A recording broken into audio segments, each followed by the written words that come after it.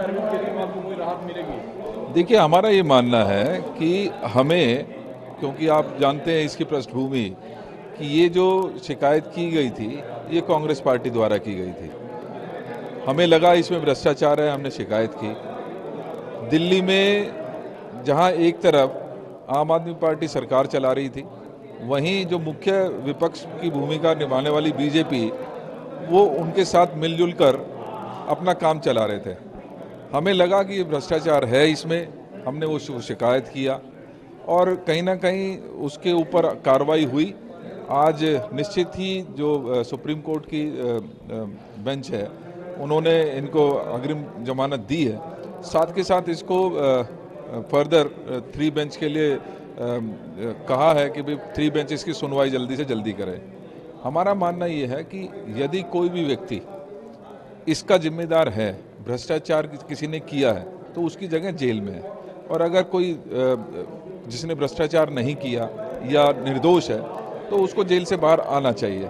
तो हम ये मानते हैं कि 3 बेंच इसके ऊपर जल्दी से जल्दी सुनवाई करेगी और दूध का दूध पानी करते हुए जो न्याय होगा वो उचित न्याय केजरीवाल जी को मिलेगा। देखिए, पिछले 10 साल में चाहे वो भारतीय जनता पार्टी हो या आम आदमी पार्टी हो, इन्होंने सिर्फ धोखा देने का काम किया है, लोगों को गुमराह करने का काम किया है। ये वही आम आदमी पार्टी की सरकार है, ये वही केजरीवाल जी हैं जो माननीय शीला दीक्षित जी को भ्रष्टाचार में लिप्त कहते थे। शीला दीक्षित जी के खिलाफ आज तक कोई कार्रवाई नहीं हो पाई, इनके 10 साल नहीं बीत गए। लेकिन यही वो सरकार जो अपने आप को बहुत सबसे साफ सुथरा कहती थी, भ्रष्टाचार से मुक्त कहती थी, लोगों की आवाज़ सुनने वाली अपने आप को सरकार बताती थी, आज उसके मुख्यमंत्री हों, आज उसके उप मुख्यमंत्री हों, मंत्री हों, विधायक हों या काउंसलर रहे हों, वो सभी भ्रष्टाचार के मुद्दों पर जेल जा चुके हैं। निश्चित ही कोर्ट डिसाइड करेगा, यदि वो उसमें संलिप्त थे तो उनके सजा होनी चाहिए। लेकिन सिर्फ आक्षेप लगाकर भाग जाना, उसको परस्यू नहीं करना, इससे राजनीति चलने वाली नहीं। और दिल्ली की जनता वो देख रही है। दिल्ली की जनता ने देख लिया है कि किस प्रकार से कांग्रेस की सरकार ने 15 साल अच्छा राज किया, अच्छा सेवा करने का काम इस दिल्ली के लिए किया, डेवलपमेंट के नए आयाम खड़े किए।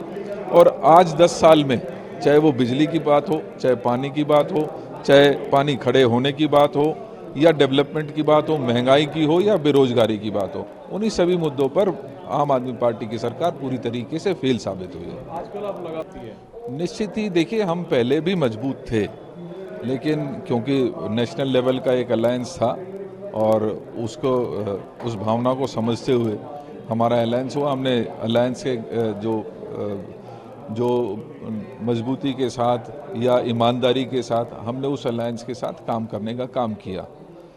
हार हुई, हम एक्सेप्ट करते हैं, लेकिन मुझे लगता है कि कांग्रेस पार्टी और कांग्रेस का एक एक कार्यकर्ता आज मजबूती के साथ अपने ध्येय की ओर लगातार बढ़ रहा है, लोगों की परेशानियों को सुनता है, उस समस्या के समाधान के लिए आवाज़ उठाता है।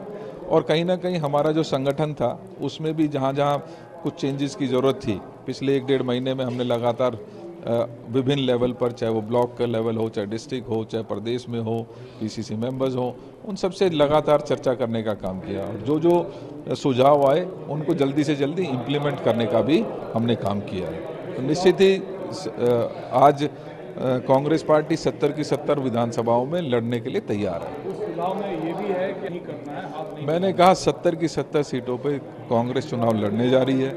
हम 70 की 70 सीटों पे अपने आप को मजबूत समझते हैं, हमारा कैडर तैयार है, लोगों की परेशानियों में हम खड़े हुए हैं। लोगों का एक जो मुख्य विपक्ष की भूमिका होनी चाहिए, क्योंकि आप लोगों ने देखा कि आम आदमी पार्टी और भारतीय जनता पार्टी सिवाय नूरा कुश्ती करने के वो काम करती नहीं है। कांग्रेस ने हमेशा से अपना फर्ज को निभाने का काम किया है, जो समस्या आई हैं उनको मजबूती से उठाने का काम किया है, चाहे सरकार दिल्ली की हो या केंद्र की सरकार हो। जब जब जो भी मुद्दा आया, चाहे नीट का प्रॉब्लम आया तो हमने सड़कों पर उतर कर संघर्ष किया। जब पानी की समस्या आई तो दिल्ली सरकार के खिलाफ हमने मटका फोड़ करने का कार्यक्रम किया।